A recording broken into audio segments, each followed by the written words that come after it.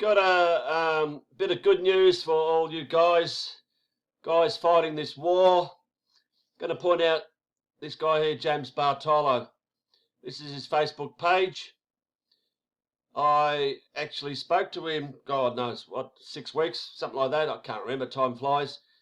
He doesn't live too far from me. Actually, it was just prior to the little protest we had in the Botanical Gardens one Saturday, just after lunch, midday. He was there, I was there. I didn't actually bump into him. Haven't spoken to him since, actually. But I'm going to give him huge credit here. Just about this guy, previously on that initial protest on the steps of Parliament that Sunday, oh, it goes back, I don't know, what is it now? I don't know, 3 months, whatever. This guy was walking up and down where all these idiot soldiers were at the back, standing in a row, and he just went up and down and just pasted and just gave it to him about the Nuremberg trials. It was a pretty gutsy effort. And later he was seen being arrested on the other side of the street when things had sort of virtually finished. They'd arrested him and took him away. But anyway, it's all about what happened today. I'm going to play a video here. This one here goes for 19.5 minutes. I'll play it and you'll see what I'm talking about. This is a current affair. The hideous, after the news program here in Melbourne, well, it's probably all of Australia, but it's shown at 7 p.m. It's just gone 7:30 now. This is a current affair, having this guy on, because he's been in the social media the last week. There's been a few sort of drive-through things that you've probably seen. A woman, Eve Black, going through, and others, and he apparently did the same.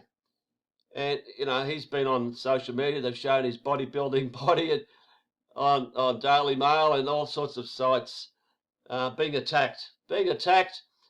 And this was obviously how the mainstream do it. They get someone to interview him and they cut it out like you cannot believe. It's they only show what they want people to see, and obviously they're going to show the bits that suit them. And I don't want to give out too many information for the sleep, the sheeple, the sleeple, I was going to say, whatever. Those that have got freaking no idea what's going on, who watch the mainstream, because a lot of people will be watching that. And I don't want to, be shown good information.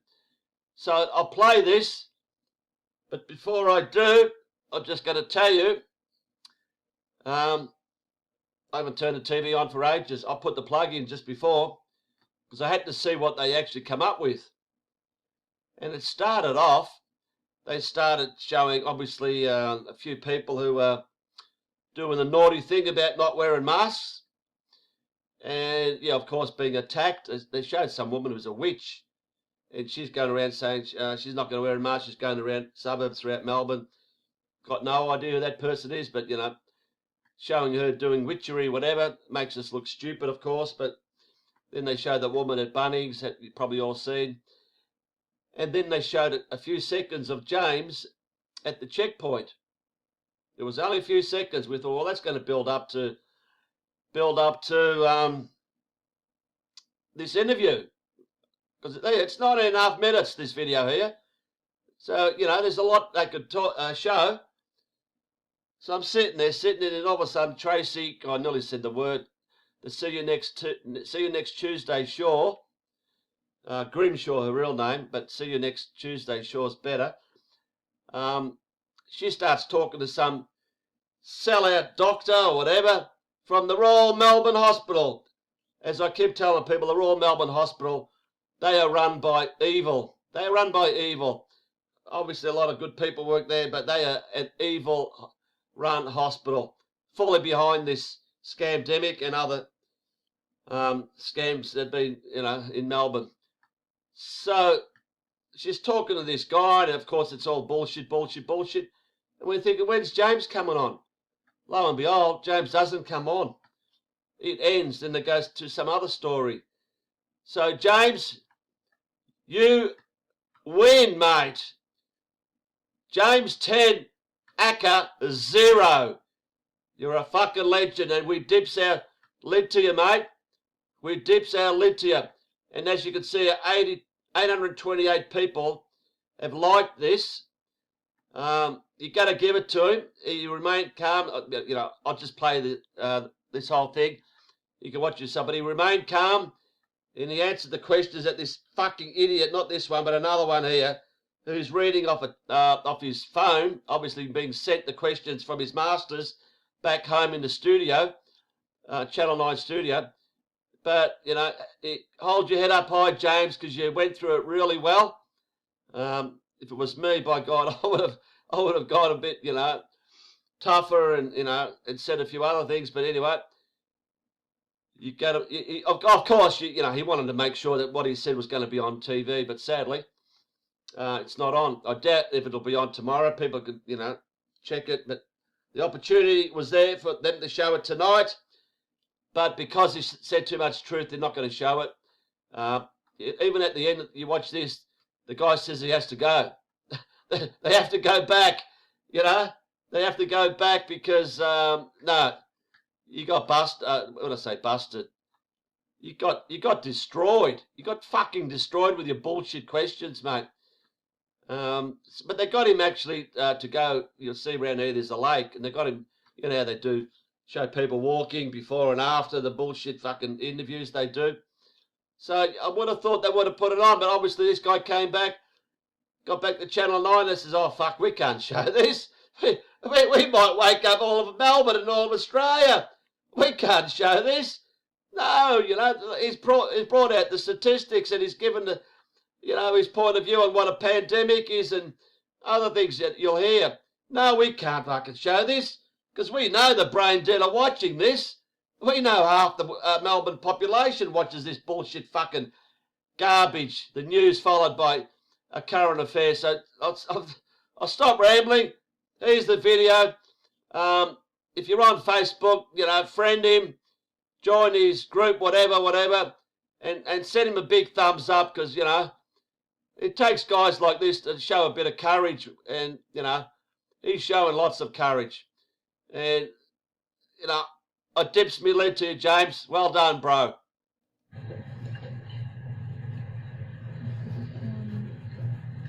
What questions we got? What are we starting off with? So, I suppose the first question is just about the pandemic. Yep. Straight up. So, is there a pandemic? Yep. If not, why not? Yep. Who's lying and for what day? Okay, cool. Ready to go?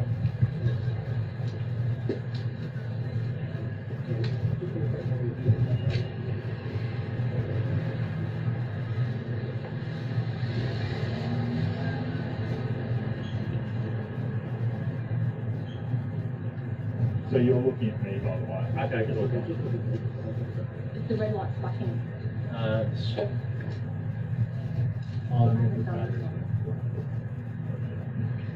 there you go.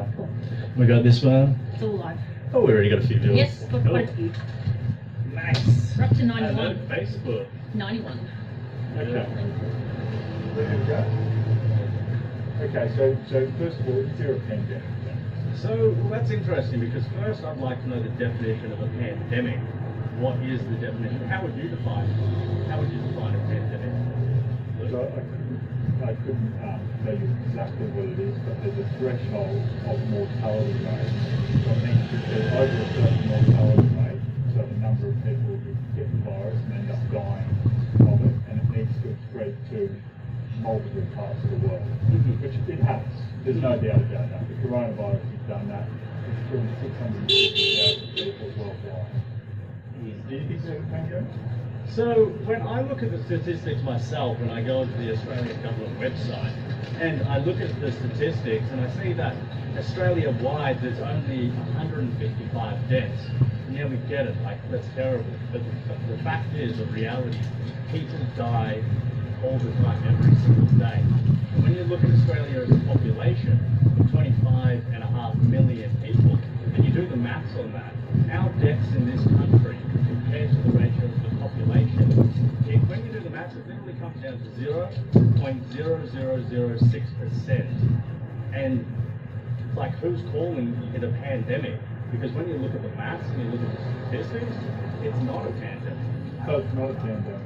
I don't believe it is. That's my personal opinion. So that's your personal. That's my personal. I'm not a scientist or a doctor, so I can't say what the exact definition of a pandemic is, and neither can you, because we're not those people. But in my personal opinion, when I look at the numbers and the statistics, I don't believe it is. No. But why should people believe you, as you say? You're not a scientist or a doctor, and scientists and doctors are saying that there's a pandemic and stay inside. Well, no one should believe me of anything. No one should believe what anyone says without doing cross-references and doing research and having thorough investigation into anything that comes out of anyone's mouth. That's what I personally But shouldn't we believe what all the doctors and all the scientists in Australia are saying? I think to blindly believe what anyone says without cross-referencing, that's not the best move. That's not what I do when I look into things that are going on. What ulterior motive does all the doctors in the Royal Melbourne Hospital have to keep us inside safe so we're not spreading the coronavirus? With all those doctors, I don't think there is an ulterior motive. I believe that they're just misinformed. They are not receiving the correct information. Because when I look at other doctors and other scientists and virologists and immunologists, I'm hearing a very different story. And that's all I suggest for people to do, is to look at that alternate point of view.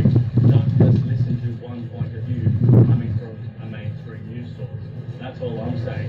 Do your research, because you can't be very well researched and you can't thoroughly understand any topic if you don't look at what people are saying positive about and what people are saying negative. That's the way I think about it. 1% of people who get this virus in Australia die of it. And in other countries, in the US, for instance, it's around about 3% of people who get the virus die from it. So where did you get that statistic of 1%? So 1%, Yeah. well, 155 Yeah. is about 1% of say, 50. 150 would be 1% of 15,000 cases. Yeah, okay. So, Yeah, we're yeah, not- yeah. so 1% die. But the thing is, how do we know that's all the people that have the coronavirus? Because testing only recently ramped up here in Victoria, a couple of weeks ago. And obviously, if you do more tests, you're going to find more positive and negative About results. 1.5 million people will test. Yeah.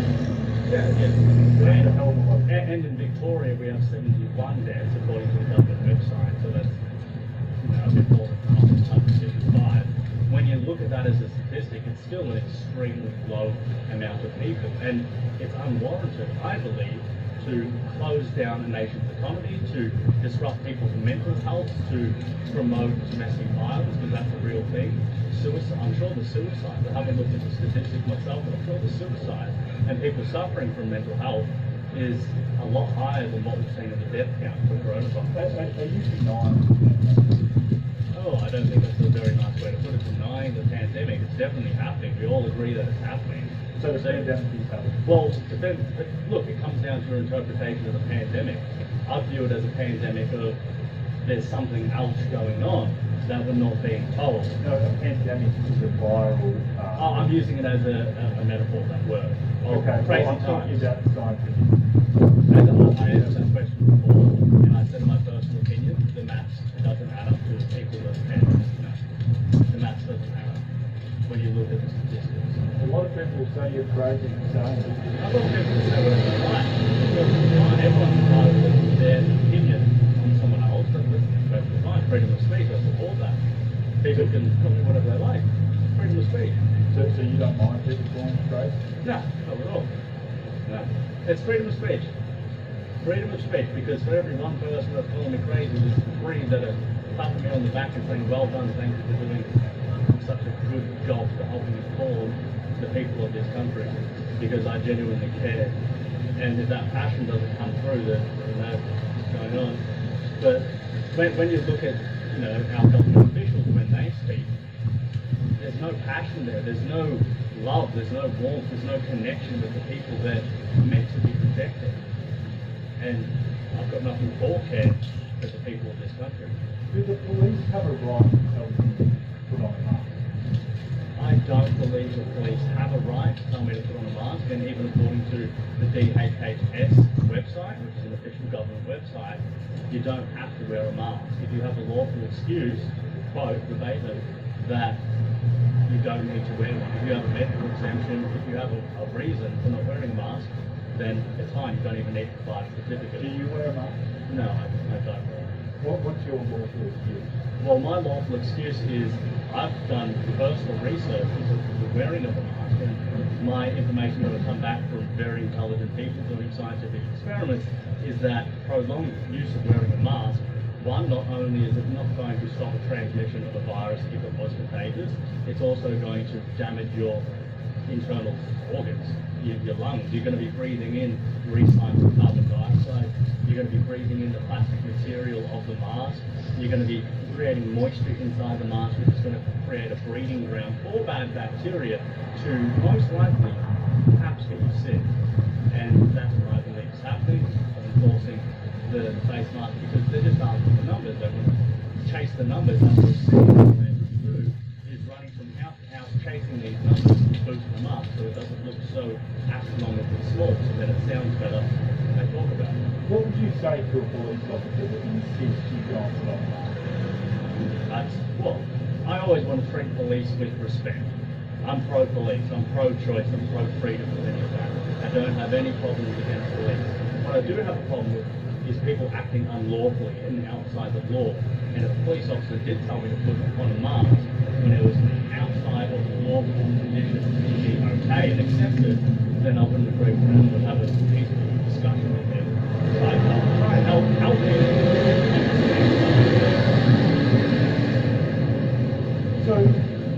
So far, over 16 million people around the world have got coronavirus, and this is just what's been reported. So, not everyone that does die will be recorded. Yeah. But 650,000 people have been reported as dying from COVID-19. Do you believe that science? Do I believe that science? That's a good question. What I do believe is that every single year there are approximately 650,000 people that die from the flu. And from the research I've conducted, this coronavirus seems and acts in a very, very similar way to the flu, the common flu. There's the same symptoms, it's in the same seasonal time, and practically that's what I believe is happening. And it's just been relabeled to be called something else. If you go on the CDC, the Centers for Disease Control website, it will tell you that approximately 646,000 people die from the flu every year.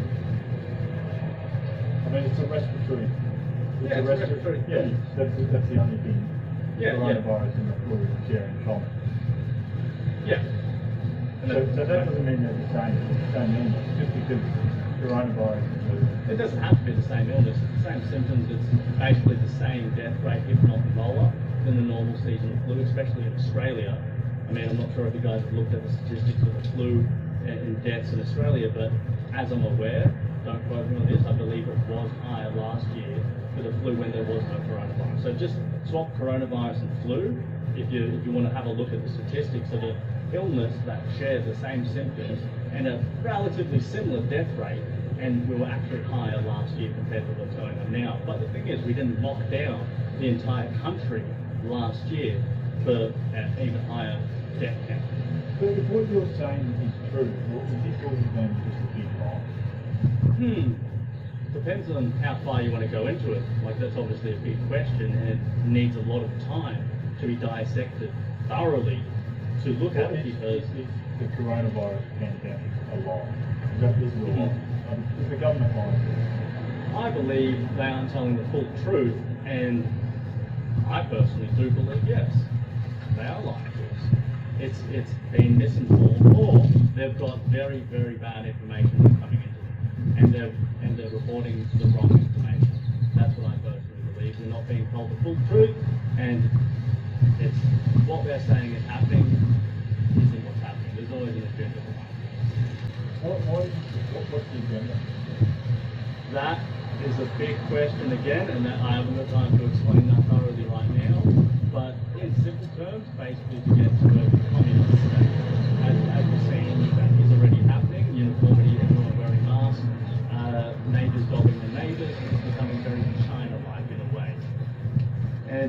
I'm sure all us Australians agree we don't want that. We want to be healthy and safe and free, and that's all I want. To live in a peaceful nation where people get along, we share the right information, and the government gives the people the freedom to do what they want. I mean, Within reason, obviously. yeah, there's obviously a lot of, distrust with the government. And I do think it is warranted, especially how I've seen the media manipulate stories in the past, and I've witnessed it with my very eyes how they've done that. And when people begin to break the trust, it's very, very hard to build it back up. Yeah. So do you think this is just a trust issue rather than the government actually trying to change it to a confident state? Well, I don't think it's the government trying to do that. I think they're working through higher entities and organisations from the research. When you look at the United Nations, the World Health Organization, because where did the instructions or the recommendations to shut down this entire country come from? It was from these big world organisations that Australia is a part of. But the thing is, we, the people of Australia, didn't give consent to a foreign organisation who has power and control and authority over us, the people of this country. Isn't it against your human rights to insist that you wear a mask? Yes, I believe it definitely is. But the clause that says during pandemics, during national emergencies, governments can take measures that are necessary to protect the population, which in this case. Then why are they telling us to wear a mask? It's been, from my research I've conducted, it's been scientifically proven numerous times that it is not effective at stopping the transmission of the virus, and it is going to have ill effects on your health. Even Daniel Andrews himself came out a couple of weeks ago and said it was stupid for people to be wearing masks. That was his words on the news, and then a couple of weeks later, they've done a complete backflip and changed their mind. So where do you get your information? I've researched very thoroughly. So if I'm interested in learning about a topic, I'll do my searching. I don't typically search on Google or search on DuckDuckGo and other web browsers. I'll search on YouTube and I'll find information from a mainstream point of view about, say, the nature of the virus. And I'll look at that and I'll say, okay, well now I want to go have a look at the alternate point of view. Not just keep on searching until I find an alternate point of view. I will spend my time researching that. If it's starting to make more sense than what I've been told or have recently researched, then I will start to change my opinion to that other theory that has more scientific backing and makes more rational sense to me. Then what I'll do, I will cross-reference that information. Say if it's information I'm getting from a doctor or a scientist, I'll cross-reference it with 3 to 4 different doctors and virologists and immunologists, and then I'll come up with my own conclusions based upon what all the experts have been saying, the very, very intelligent people. Where would you say, though, that there's 650,000 people around the world support the virus? What, and all they want people to do is follow the social distancing guidelines and wear masks when they're asked to. Not forever, just for the course of this pandemic, just for until we've got the numbers under control. What would you say to those people out there who are worried about their loved ones who are immune compromised, who have elderly people in their families, who are going to die if they get this virus? Yeah, absolutely. That's a very good question to ask. And obviously, no one enjoys losing a family or loved one. That's absolutely terrible. But again, it is a part of life that people die, but we don't want people dying before their time. That's not okay. We want people to live as long and healthy, prosperous, peaceful life as possible. And how can they achieve that? I personally believe it's through, exercise, eating healthy food, getting outside, getting fresh air, getting sunshine, and actually looking after your immune system, fixing up the terrain in your body so you can be healthy and you don't need a mask. You don't need the social distance because you have a healthy body and you're not going to get sick with the coronavirus. If you have a healthy body, it's going to be a lot less likely that's going to happen. So that's what I would tell people who are afraid that their loved ones are going to die, and that's to look after your health. Get into some naturopaths and start learning how the human body really works and what vitamins, supplements, and healthy food and exercise you can be doing and lowering your stress to maintain a very healthy and stable body. Thank you. No worries. Good stuff. Cool. Good. Take the mics off. Yeah. Well, just sorry, we're just in a tight bit of a rush. Just because we've got to get back to. Where's the headquarters? In Docklands. Okay. So yeah, we might just get maybe you we need just a quick sequence. Can we just maybe get you sort of walking in your car, getting in, driving off, something like that? No, not with the car because the whole checkpoint thing is quite a lot of together. You can walk off. Yeah. So what's it about the car? Because, I mean, Well, with that checkpoint, so what happened is there was a notice on it, and the car actually was registered. It was even paid for, you know. And I just went to Vic Roads like the next day and cleared that up because there was just a misunderstanding. They hadn't informed me, and other bits and pieces like that's a whole other topic of conversation. But you know, there's haters and trolls out there. They don't need to see all that kind of stuff. It just sparks useless nonsense. Fair enough. Yeah, we'll just get you sort of maybe even just walk along the sidewalk here. Yeah. Sure. Cool. Thanks, guys. Thanks, mate.